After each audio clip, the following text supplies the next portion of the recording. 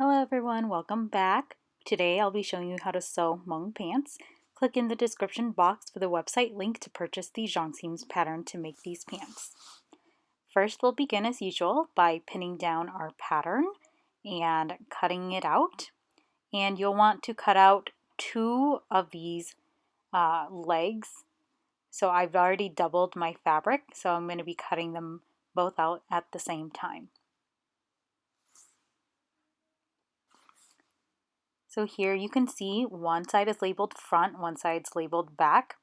I'm going to unpin my pattern and then I'm going to take some chalk and I'm going to write B on one side and F on the other, just so I know which side is the front, which side is the back. And you'll want to do this on both of the leg pieces. So first you're going to pin the inseams of the legs together like so, and then you're going to sew that part together, and you'll want to do this to both of the legs.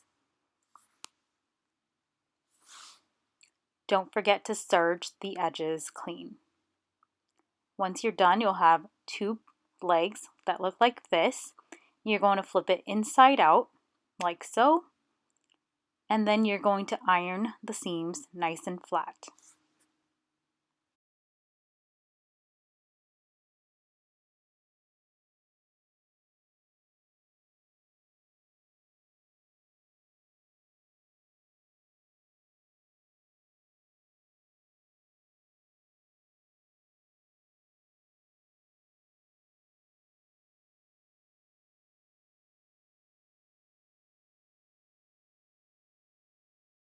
Once you're done ironing both legs, you'll get two nice legs that look like this.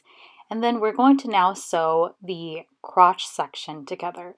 And you'll want to make sure that the two F's are on the same side and the two B's are on the same side. This is so that you'll make sure that the back of your pants matches up and the front of your pants matches up. If your F and your B's are twisted around, that means that you've sewn them the wrong way. You'll want to flip them around the other way and re-sew them. So once you have the crotch section all pinned up like this, making sure the F's and the B's match up, you'll want to go ahead and sew this area closed. After sewing it together, you'll want to serge it so you get a nice clean edge. And this is what your pants will look like once you have the inseams and the crotch area sewn up. And next you'll want to iron your seam flat. And remember, we like to iron seams. It'll make your pants and any other piece that you're working on look more professional once it's completed.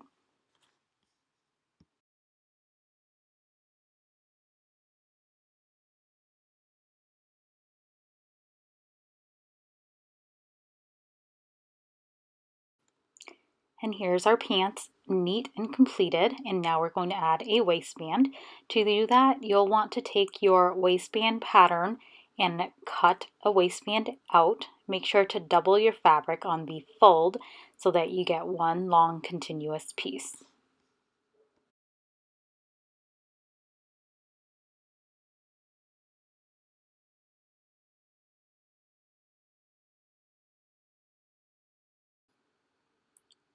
Next, we're going to take our waistband piece and serge along one of the long sides. You won't need to do it to the other side.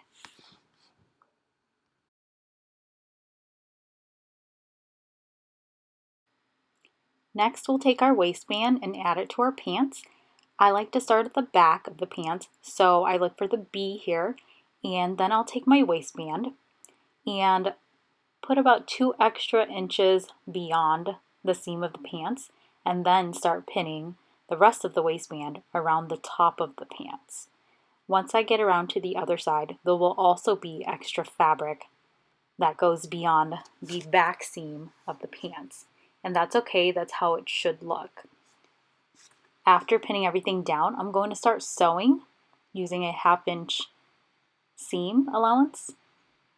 And I'm going to start sewing right as close as I can to the back seam line of the pants.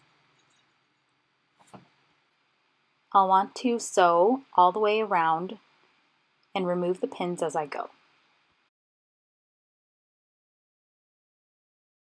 Once I get around to the back, I want to sew as close as I can to the back seam line without going over that seam line. Now I'll want to close up the waistband, and to do that I'll sew the waistband together right where they meet at the back seam of the pants. So I'm going to chalk where the meet up is, then I'm going to pin it together, and I'm going to use a ruler to chalk a straight line up and down my waistband, and then I'm going to sew right along on top of that chalk line.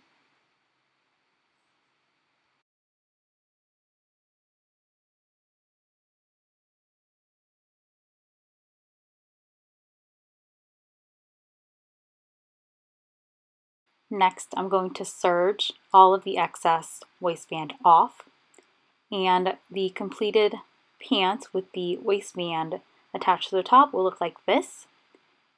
Next, we'll be ironing our waistband nice and flat at the seams, with the seam going upwards into the waistband.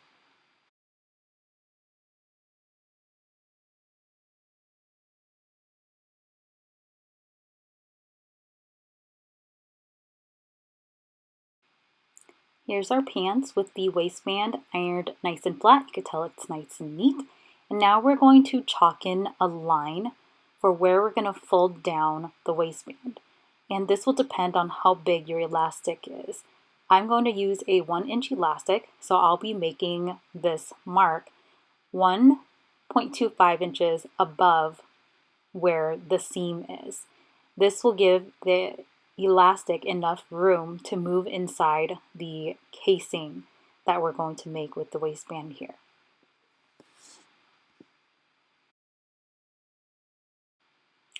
Now I'm done chalking out the 1.25 line, and I'm going to iron right along this line to fold over and make my casing.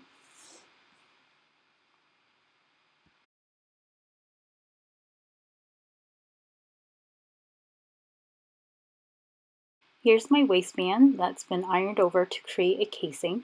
Next, we're going to sew this casing closed, and to do that, on each side of the back seam, I'm going to mark out about 1 inch apart so that I can start sewing on one chalk line all the way around.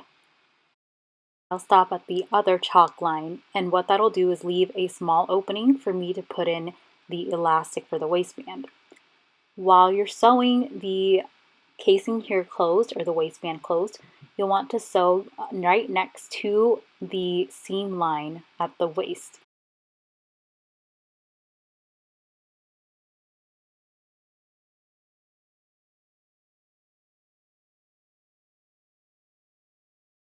Here's our pants with the casing sewn closed, except for the small opening here where we can insert our elastic.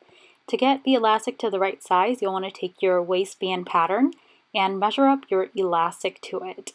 And as long as it's about 2 to 3 inches beyond the waistband pattern, you should have plenty of elastic to go into your pants.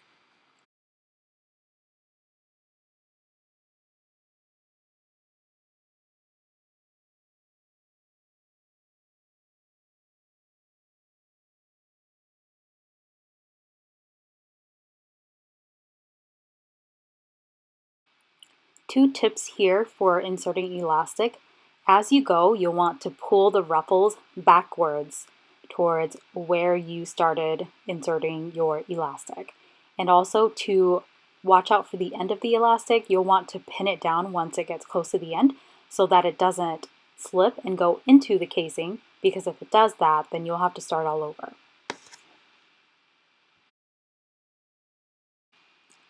And here I have my elastic. It's come all the way back around. So I'll unpin the end part, and I'll also take the safety pin off of the other part. And then I can sew the two ends of the elastic piece together.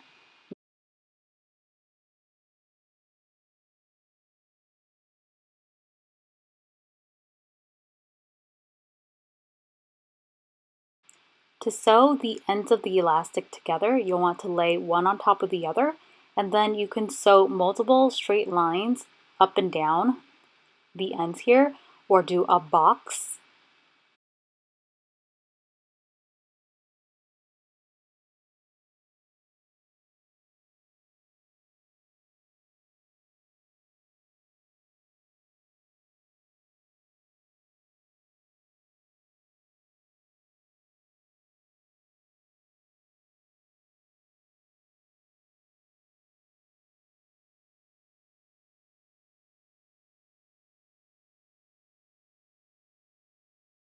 I've sewn 3 straight lines here instead of doing a box so that it's held in nice and tight. And then what you could do is just pop the elastic in, and now you can flip around to the outside of the waistband and sew that casing closed just by connecting the 2 spots where you left the 2 inches open.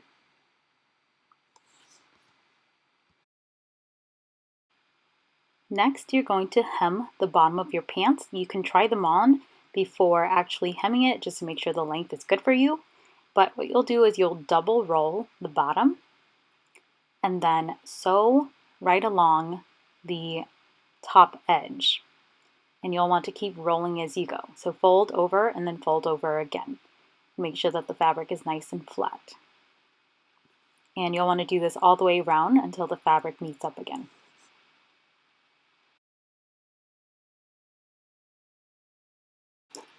And here is your completed Hmong pants. You'll have an elastic waistband at the top here.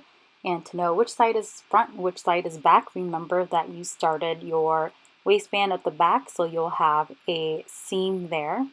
And our bottom of the pants is nice and hemmed, and it's ready to wear.